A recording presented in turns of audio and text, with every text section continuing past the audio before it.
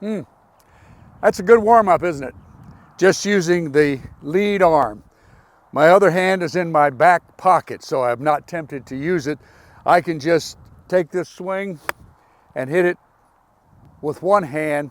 That gives you good tempo, but it also emphasizes most important part of the swing, or the arms or the shoulders, is the lead arm, the lead shoulders, the lead hand. This trails and follows. This series is about sharing stories of my life in golf, and also sharing with you some really good, vital, but simple instruction. But first, let me put on this cap. This is an old Cleveland Indians cap. This is Chief Wahoo. As you probably know, Chief Wahoo and the Cleveland Indians are now, they're gone. But I've been a devout fan my entire life. I remember the 1948 World Series. You go, gosh, is he old? When the Indians won and were world champions, that was the last time, 1948. 1954, they had a great year, won 111 games, had maybe the greatest pitching staff ever when you realize Hall of Famers, Bob Lemon, Hall of Famer, Early Wynn, and maybe the greatest right-handed pitcher of all time, Bob Feller, all on the same staff as starting pitchers. What a great team. They won the American League.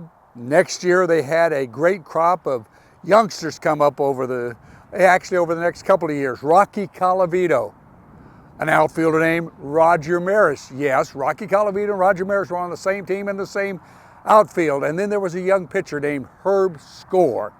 Herb Score won the Rookie of the Year in 1955. 1956, he won 20 games. He led the American League in strikeouts both of those years. His future was absolutely unlimited. Then he was hit in the eye by a batted ball from Gil McDougall. It just ruined him for life. He came back and pitched a little bit, but he wasn't effective. But he was one of my heroes. Those three, in fact, Roger Maris, Rocky Colavito, Herb Score. None of them ever really became the greatest Hall of Fame in their position of all time, as it looked like they might be. But life is full of disappointments. What happened to Herb Score? Well, he became a broadcaster. Cleveland actually traded him for a guy named Barry Latman. Barry Latman was, to be kind, a journeyman pitcher, but he was traded even up for Herb Score. Barry Latman, you know what he was called? Nickname, Shoulders. His shoulders were wide and they were straight across. Shoulders. So in honor of Barry Latman, we're going to talk today about shoulders in the golf swing. I think 90% of golfers use their shoulders wrong, and mostly in alignment. They line up like this, and then their shoulders are open or left of the target, and their hips are closed. You cannot play golf with this setup. If your shoulders are open, in other words, left of the target, your hips are either square to the target or even closed. You're like this, and most golfers are, and you're going to have two shots. You're either going to come over the top because this right shoulder's coming around, and you're going to pull it left, or you're going to get out in front as you come over, and you're going to hit that wild, crazy block slice that everybody hates. Here's the truth that you've got to understand.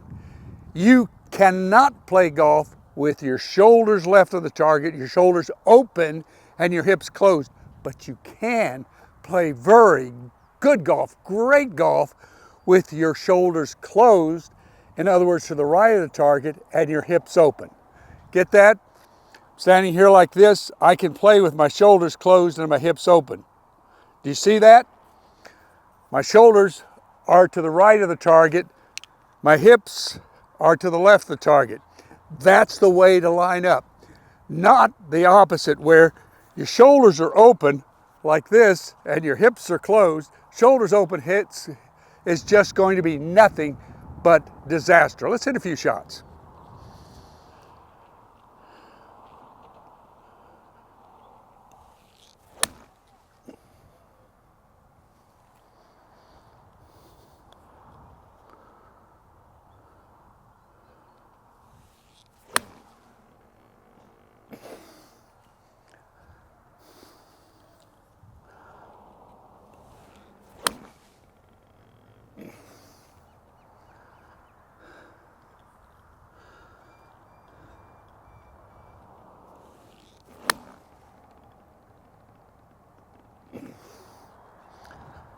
One more.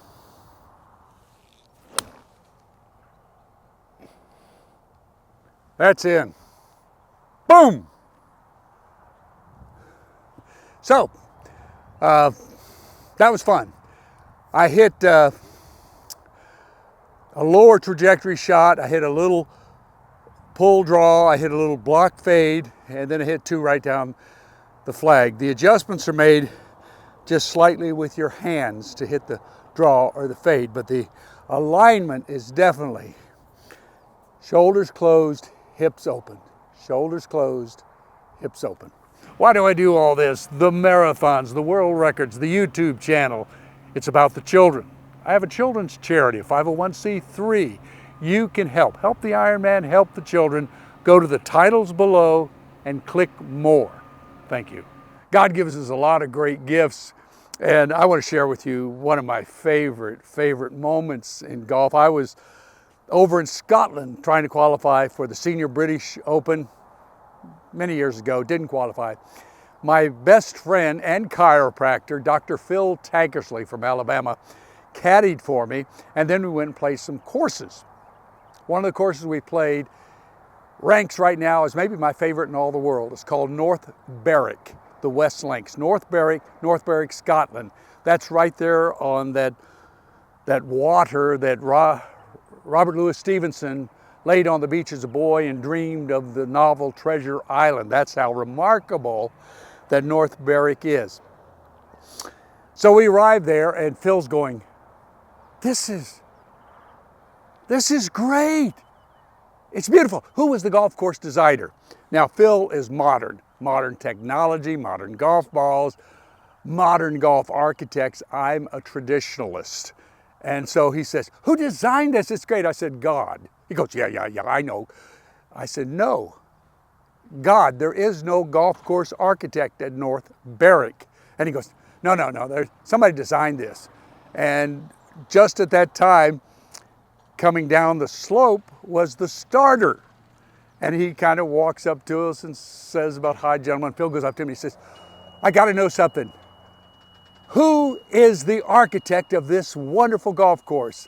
And the Scottish groundskeeper said in that delightful brogue, 'tis the man upstairs himself, and if you tried for 1,000 years, ye could not do a bit better. Phil turned to me and he goes, you set this up. And I go, no, I didn't. It was the man upstairs who designed North Berwick. North Berwick is famous for a lot of things, and it's famous, of course, for the 15th hole, the greatest par 3, most people, and the most copied par 3 in the world, the Redan hole, which is a remarkable hole. It slopes from right to left and front to back. So you almost got to hit a little draw, hit it up in the air, don't hit it on the green, bounce it right in front and let it kick on and roll, because it'll roll, especially if the pin is back or back left, it'll roll right up by the pin. But if you've got a fade, you're sort of out of luck. North Berwick, West Links, one of my favorite holes. Favorite golf courses. I hope that you're able to go there someday so that your golf and your life will continue to be absolutely amazing.